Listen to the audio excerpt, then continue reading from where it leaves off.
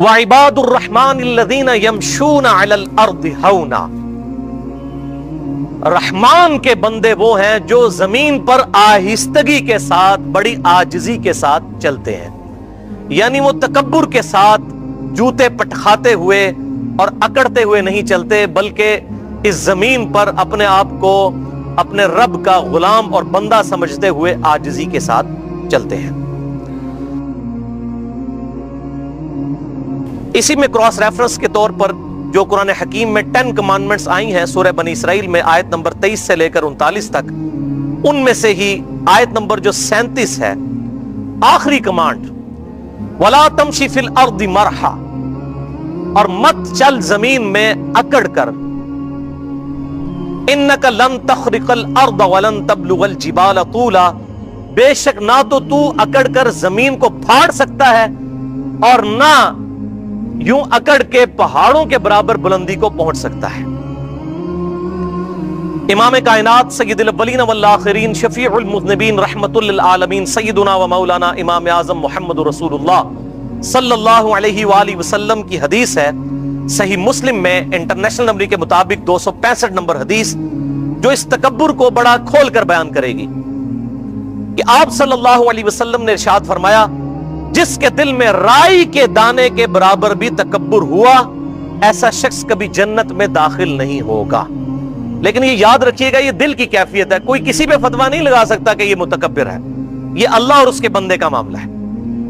یہ ہر شخص نے خود اپنے بارے میں دیکھنا ہے کہ میرے اندر کوئی ایسا تکبر تو نہیں ہے.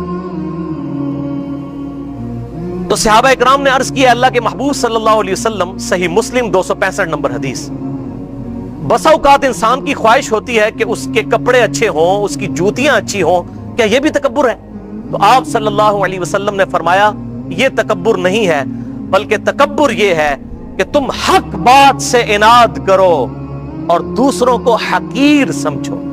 یعنی میں نے اگر اچھے لباس پہنا ہے، اچھے جوتے پہنے، کوئی حرج نہیں، لیکن میں کہ اگر کسی غریب کو اس نظر سے دیکھتا ہوں کہ یہ تو غریب غربا ہے، 2 ٹکے کا انسان ہے، تو اب وہی لباس میرے لیے تکبر کا لباس بن جائے.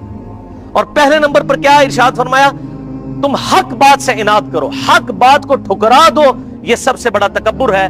کوئی تمہیں کتاب و سنت سے حق بات بتائے اور تم ماننے کے لیے تیار نہ ہو، اور واقعی بہت بڑا تکبر ہے. یعنی اللہ اور اس کے محبوب صلی اللہ علیہ وسلم کی بات کو ریجیکٹ کر دینا، اس سے بڑا اور کیا تکبر ہوگا. اور دوسروں کو حقیر جانو. اور ساتھ آپ صلی اللہ علیہ وسلم نے ایک جملہ بھی بولا، ان اللہ جمیل ویحب الجمال، بے شک اللہ بھی خوبصورت ہے اور خوبصورتی کو پسند فرماتا ہے. تکبر یہ نہیں ہے کہ تم اچھا لباس پہنو یا اچھی جوتیاں پہنو، بلکہ تکبر یہ ہے کہ تم حق بات سے عناد کرو اور دوسروں کو حقیر سمجھو. اور بھائیو واللہ، جسے گاڈ کی شناخت ہو جائے، اس سپریم بینگ، اس اللہ کی شناخت ہو جائے، وہ کبھی تکبر نہیں کر سکتا. اسے یہ پتا چل جائے گا کہ یہ جتنا کچھ اللہ نے مجھے دیا ہے، یہ سب اس کا دیا ہوا ادھار ہے میرے پاس، میں اس کا مالک ہی نہیں ہوں. یعنی کسی کے پاس اگر دولت ہے، منصب ہے، اس کے اندر تکبر کیوں آتا ہے؟ وہ یہ سمجھتا ہے شاید میں اس کا مالک ہوں. جب اسے یہ یقین ہو جائے کہ وہ اللہ اس بات پر قادر ہے کہ چٹکی کے سے لمحے میں کسی زیرو کو ہیرو کر دے اور کسی ہیرو کو زیرو کر دے، پھر انسان میں کبھی تکبر نہیں آ سکتا. انسان ہر وقت اللہ تعالیٰ سے ڈرتا رہتا ہے.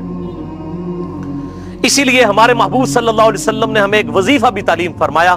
بخاری اور مسلم کی متفق علیہ حدیث ہے کہ جنت کے خزانوں میں سے یہ خزانہ ہے، لا حول ولا قوت الا باللہ. اللہ اکبر. نہیں ہے ہمت کوئی نیکی کرنے کی اور نہ طاقت ہے گناہ سے بچنے کی مگر اس کی توفیق سے. لا حول ولا قوت الا باللہ.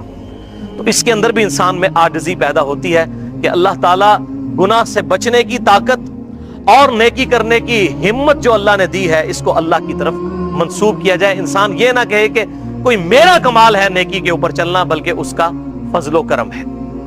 ہاں، نیت انسان کی ہوتی ہے اور اللہ تعالیٰ اس نیت کا یقیناً جو ہے وہ ریگارڈ کرنے والا ہے. صحیح بخاری کی پہلی حدیث ہی یہی ہے اور صحیح مسلم میں بھی ہے، انما الاعمال بالنیات. اعمال کا دار و مدار نیتوں کے اوپر ہے. اگر نیت اچھی ہوگی تو تبھی اچھے عمل کا فائدہ ہے، اگر نیت بری ہوگی تو اچھا عمل بھی قیامت والے دن اللہ کی بارگاہ میں شرمندہ کروا سکتا ہے.